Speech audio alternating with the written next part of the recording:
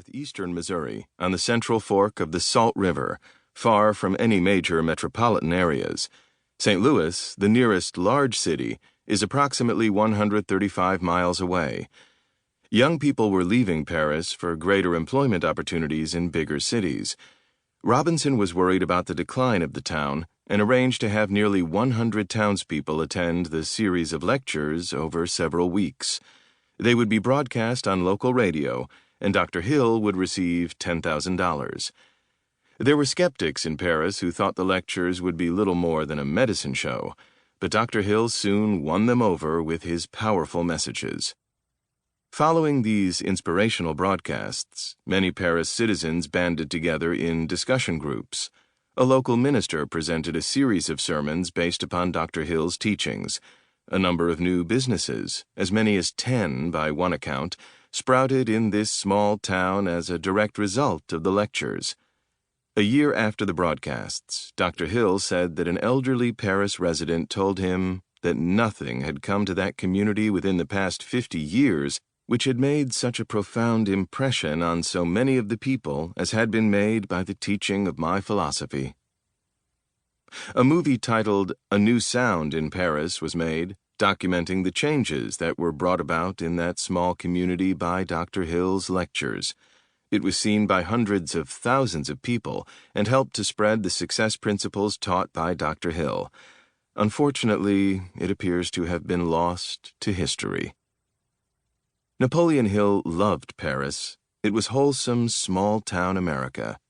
Mark Twain had been born nearby in Florida, Missouri, and his books reflected the Midwestern culture of honesty, determination, and hard work.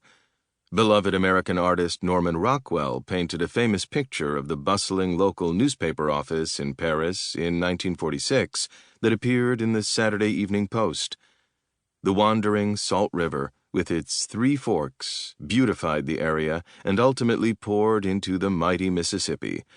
One fork passed under one of the few covered bridges ever built in Missouri. Napoleon Hill once said, "The path of least resistance makes all rivers, and some men, crooked." That phrase aptly describes the meandering Salt River.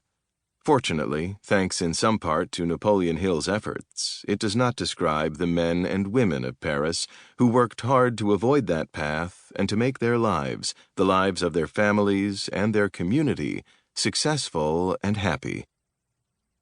As you read this book, the first and only publication of these radio lectures, you will encounter some men who followed the path of least resistance, but Dr. Hill will show you the way to reject this path by the application of his principles of success.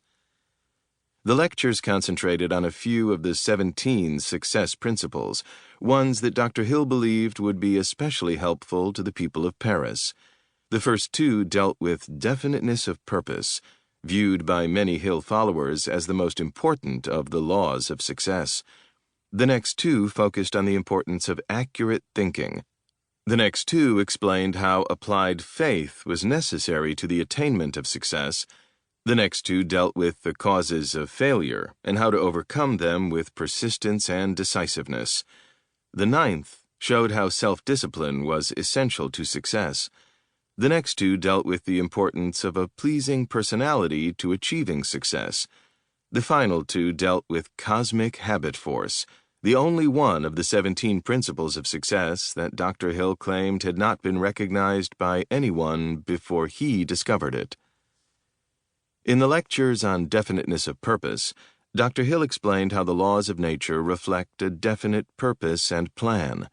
He detailed the 9 basic motives that propel people to carry out their plans and accomplish their purposes. In the accurate thinking lectures, Dr. Hill explained the difference between inductive and deductive reasoning and showed how to separate important facts from the unimportant. He detailed how people should challenge the opinions and statements of others by asking the simple question, "How do you know?"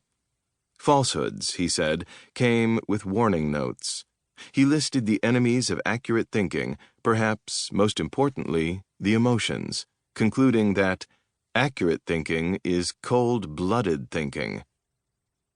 In his lecture on applied faith, Dr. Hill explained how to develop it using one's definite